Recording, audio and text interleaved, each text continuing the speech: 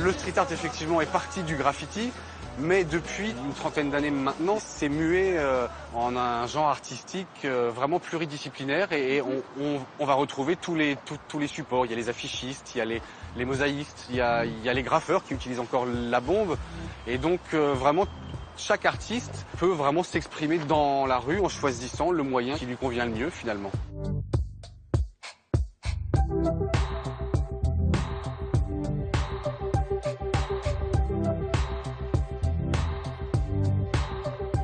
La plupart des artistes ont un message ou un personnage, une identité graphique qui leur est propre dans la rue. Parfois, on va la retrouver dans leurs œuvres dites de chevalet, qu'ils vont réaliser en atelier, alors que parfois, leur démarche dans la rue va être simplement un déclencheur qui va amener un travail totalement différent une fois arrivé en atelier.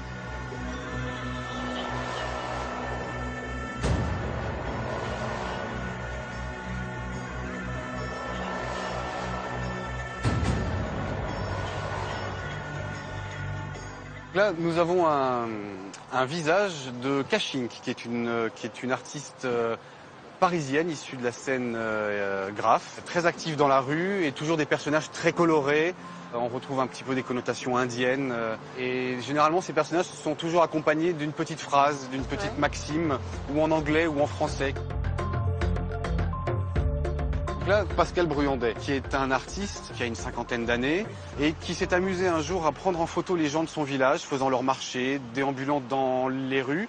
Il les a dessinés comme ça en la vie à l'encre sur papier craft. Il est allé les coller dans Paris. Et donc on a vu apparaître ces grandeurs de nature, ces personnages de la vie de tous les jours, faisant leur marché, etc., qui se sont retrouvés en plein Beaubourg, dans le Marais, à Montmartre. Et donc ça a créé un décalage.